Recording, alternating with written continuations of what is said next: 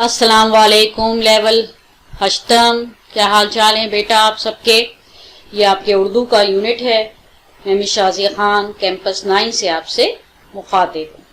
आज हम इस यूनिट में अपने उर्दू का काम मजमून नवेसी करेंगे। मजमून नवेसी का जो सवाल है उसका पहले उन्वान देखते हैं। हर शख्स का कोई शौक या मशगला ज़रूर होना चाहिए। ये आज का हमारा मौजू है जिस पर हमें मजमून तहरीर करना है। सबसे पहले सफ़ा नंबर जो है वो आप निकालेंगे 157 और उन्वान नंबर 6। ठीक है, इसके अंदर आपको इशारे भी दिए गए हैं। वो इशारे पे हम बहस करते हैं, बात करते हैं और इस मजमून को कैसे करना है उसकी तरतीब को देखते हैं। अच्छा जी, पहला इशारे जरा देख लेते हैं, इसको पढ़ लेते हैं, फिर इस पर मजीद बात करते हैं। पेशे और शौक के तवाजुन को बरकरार रखना चाहिए। अपने पेशे से हटकर किसी और सरगर्मी में दिलचस्पी रखना। मालूमात में इजाफा होता है, शख्सियत दिलचस्प होती है, वक्त गुजारने का मस्बत तरीका। सबसे पहले अपने इशारे पे बात करते हुए इस चीज को नोट डाउन कर लीजिए कि पहला इशारा और दूसरा इशारा जो है वो मजमून का पहला पैराग्राफ होगा। आपको याद है ना, मजमून 3 पैराग्राफ में लिखा जाता है। ठीक है, एक यानी 3 दर्जे हैं मजमून तहरीर करने के। पहला है तारुफ, दूसरा है मतन और आखिर का क्या है, इख्तिताम। जब CIE सिलेबस B में हम मजमून नवेसी का सवाल अटेंड करते हैं तो याद रखना चाहिए कि ये 150 अल्फाज में आता है और जो उसके साथ आपको 3 इशारे दिए जाते हैं और हर इशारे पर 2 कंटेंट यानी 2 नुकात तहरीर करने होते हैं और कमोपेश 50 अल्फाज आपने एक इशारे पर तहरीर करने होते हैं। इसकी कुल मिलाकर कितने हो जाते हैं, 150। अब यहाँ आपको, क्योंकि हम बतूल अली से कर रहे हैं तो इन्होंने आपको सहूलत के लिए आपकी 5 इशारे दिए हैं। तो पहले 2 इशारे जो है वो आप तारुफ में रख लीजिए। मालूमात में इजाफा होता है, शख्सियत दिलचस्प होती है, आप दूसरा इशारे दूसरे पैराग्राफ में लिखेंगे और वक्त गुजारने का मस्बत तरीके को आप आखिर में कर लेंगे। तो ये हमने इशारे की तरतीब कर ली है। हम थोड़ा मजमून की तरफ आते हैं, इस पर थोड़ी सी इसकी वजाहत करते हैं कि इसको किस तरीके से हमें तहरीर करना चाहिए। अब सबसे पहले जब हम शुरू करेंगे मजमून लिखना तो सबसे पहले आपने तमहीद बांधनी चाहिए। अब अपने मौजू की तरफ आइए। हर शख्स का कोई शौक या मशगला होना चाहिए। तो सबसे पहले आप क्या करेंगे कि मशगला क्या है उसकी मुख्तसर सी तारीफ, उसका मफहूम, उसको वाज़े करेंगे। किस तरीके से? मशगला दरअसल ऐसी मसरूफियत को कहते हैं जो इंसान अपनी ज़हनी और जिस्मानी थकावट को दूर करे, अपनी बोरियत को दूर करने और अच्छा वक्त गुजारने के लिए किसी काम में मसरूफ होने के लिए हम क्या कहते हैं, मशगला कहते हैं। यानी फारिग वक्त में जो काम किया जाए अपने शौक के, अपनी पसंद के मुताबिक, अपने रुझान के मुताबिक, उसको हम क्या कहते हैं, मशगला करते हैं।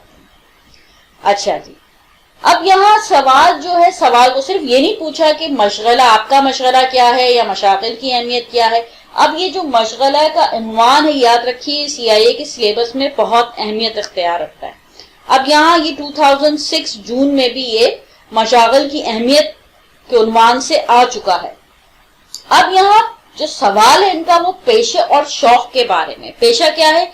वो काम जो आप, जिसके जरिए अपना रोजगार कमाते हैं। ठीक है, जो काम आप रोजाना के अखराजात पूरे करने के लिए जो नौकरी करते हैं, जो रोजगार करते हैं, वो आपका पेशा होता है। तो शौक और पेशे में तवाजुन बरकरार रखना, यानी कि ऐसा नहीं कि आप अपने पेशे में इतना मसरूफ हैं कि आपके पास ऐसा कोई काम करने या अपनी शौक को, चाहे वो कुतुब बीनी हो, साइकिल चलाना हो, आपने क्रिकेट खेलना हो, जो भी किताबों का मुताला हो, बागबानी करना हो, टिकट जमा करना हो, ये सारे मशागिल है ना बेटा। तो क्या है कि इसके अंदर ये ऐसा ना हो कि आप अपने शौक को नजरअंदाज कर दें, या ऐसा उसका उलट ना हो जाए कि आप अपने शौक पर तो बहुत तवज्जो दे रहे हैं, बागबानी में लगे रहते हैं, किताबों का मुताला करते रहते हैं, लेकिन आप अपने पेशे को नजरअंदाज कर देते हैं। तो दोनों में तवाजुन रखना है, आपको बैलेंस रखना है। अच्छा, ये थोड़ा सा आपने तारुफ और तमीज बांधी है। इसके बाद अपने पेशे से हटकर किसी और सरगर्मी में, यानी कि जब इंसान जब अपने पेशे या रोजाना की जो उसकी मसरूफियात होती हैं तो उससे उकताहट और बेजारगी का शिकार हो जाता है। تو وہ اسے کوئی ایسے وقت سرو کرنے کی ضرورت ہوتی جس سے وہ تازہ دم ہو جائے، اسے ذہنی سکون حاصل ہو، اس کی تھکاوٹ دور ہو، تو اس کے لیے وہ کوئی ایسا کام، ایسا شوق اپناتا ہے جس سے اس کا دل بہل جائے، اسے ذہنی سکون اور راحت ملے۔ تو یہ وہ اب یہاں اس میں خاص طور پہ دوسرے نکات کے اندر اس چیز کا کہا جا رہا ہے کہ پیشے سے ہٹ کر بھی کوئی مصروفیات اپنانی چاہیے جس سے آپ کچھ نئی چیزیں سیکھ سکتے ہیں، آپ کی تھکاوٹ دور ہو سکتی ہے، آپ ذہنی طور پہ تازہ دم ہو سکتے ہیں۔ تو اس چیز کے لیے کیوں اتنی اہم ہے، یہ تھوڑی سی یہاں آپ نے اس کی اہمیت بیان کر دی۔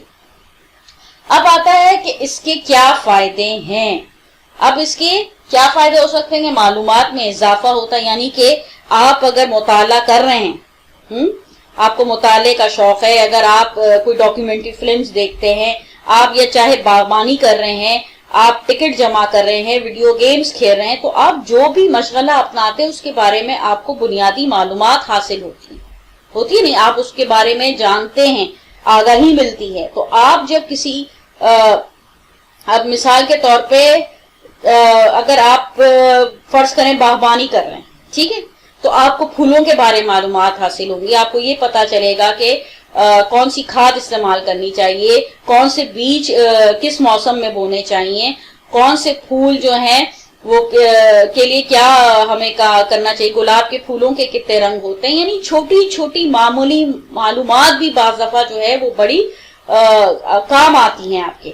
تو یہ سب چیزیں اگر آپ ٹکٹ جمع کر رہے ہیں تو آپ کو دنیا کے بارے میں پتا چلتا ہے، کئی ملکوں کے حالات کے بارے میں پتا چلتا ہے کہ اگر یہ ٹکٹ ہے تو اس کے پیچھے اس کا پس منظر کیا ہے، یہ کیوں شائع ہوا تھا، کس شخصیت کی، کون اس ٹکٹ کے اوپر اگر کسی شخصیت کی تصویر ہے تو وہ کون ہے، یہ ساری چیزیں جو ہیں وہ آپ کو پتا چلتی ہیں۔